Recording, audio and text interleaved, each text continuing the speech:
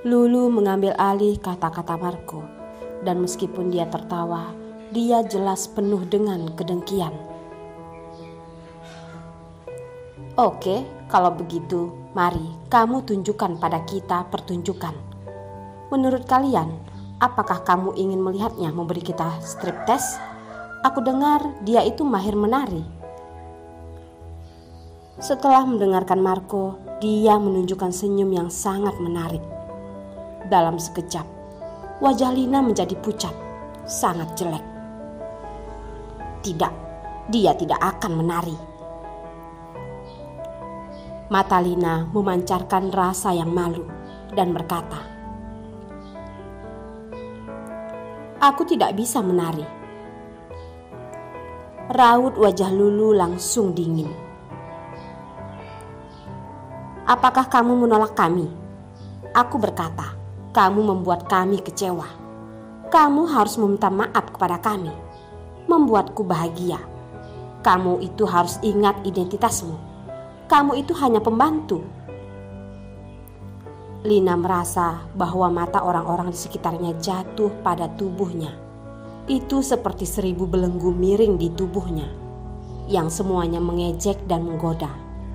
Dia berusaha untuk tidak membiarkan tubuhnya bergetar, apalagi air matanya mengalir deras.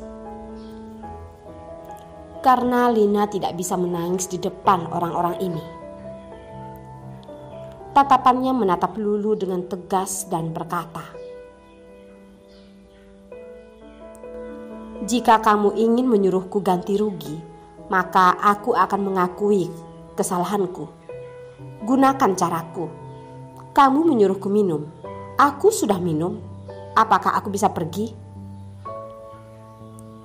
Lulu berkata dengan nada meremehkan, "Tentu saja. Kamu memilih untuk minum pun boleh. Tapi aku tadi berkata salah. Bukan 10 botol anggur di depanku, tetapi ada penambahan 10 botol lagi. Jika kamu memiliki kemampuan untuk menyelesaikan semuanya. Jika tidak, kamu tidak selesai minum, jangan pikir untuk pergi. Tetapi jika kamu menyesalinya, kamu juga dapat menari striptease yang sederhana dan nyaman." Lina berkata dalam hati bahwa dalam hal apapun, bahkan jika dia kehilangan setengah dari hidupnya, bahkan jika dia menderita lagi, dia akan tetap berpegang teguh pada itu dan tidak akan memilih untuk menari striptease di depan semua orang untuk menikmatinya. Pada saat ini, para pembantu yang sombong telah membawa banyak gelas besar, menuangkan anggur ke dalamnya, dan mencampurkan semuanya. Namun, ada beberapa orang yang memiliki hati yang lembut. Lagi pula, jika minum semua anggur, bahkan pria dewasa yang terbiasa minum alkohol sepanjang tahun tidak akan tahan. Apalagi wanita yang lemah itu.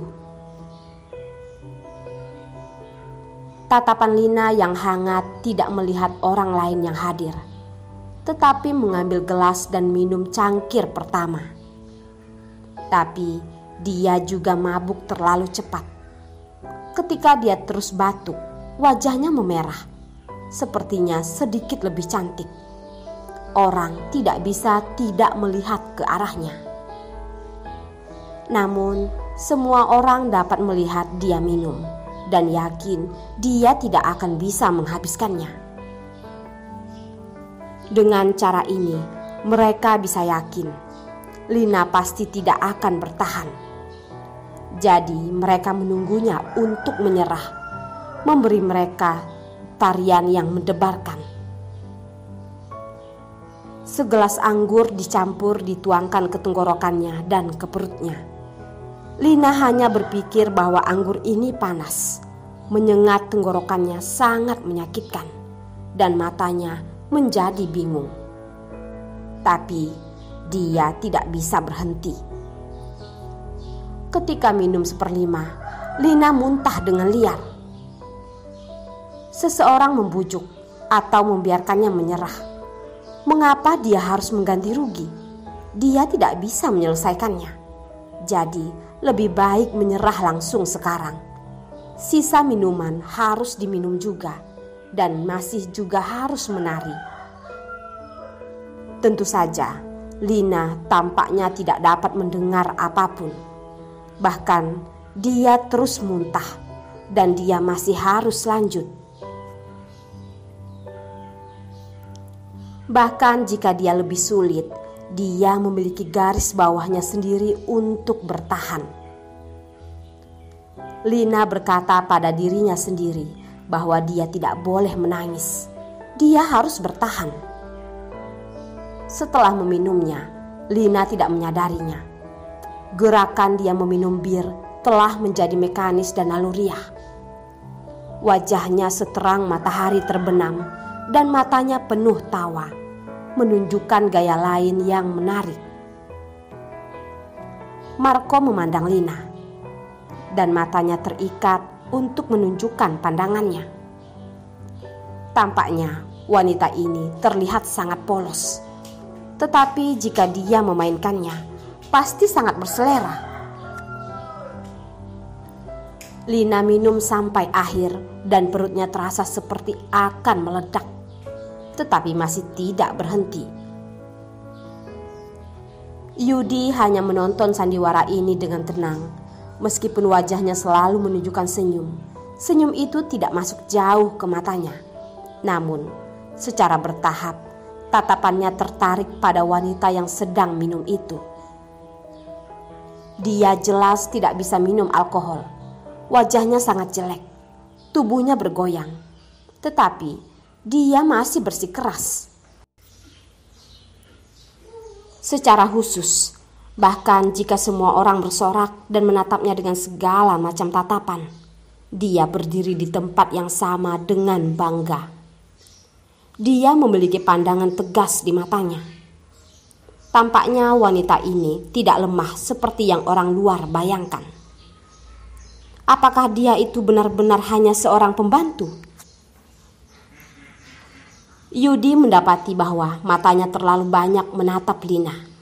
Jadi dia dengan cepat menarik diri, menurunkan matanya, dan menyembunyikan tatapan matanya yang rumit. Setelah melihat Lina benar-benar selesai minum, raut wajah Lulu menjadi sangat jelek. Dan banyak pria di tempat itu mengunci mata mereka pada tubuh Lina.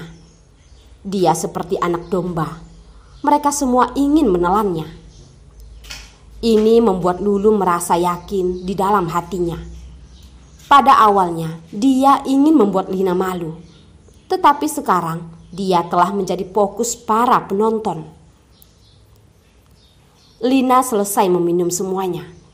Tubuhnya tidak stabil, tetapi untungnya dia diam-diam memikirkannya. Dia harus kembali dan kembali ke kamar tidurnya. Lina tersandung dan meninggalkan pavilion. Tidak ada yang datang untuk membantunya. Lalu dia bangkit sendirian.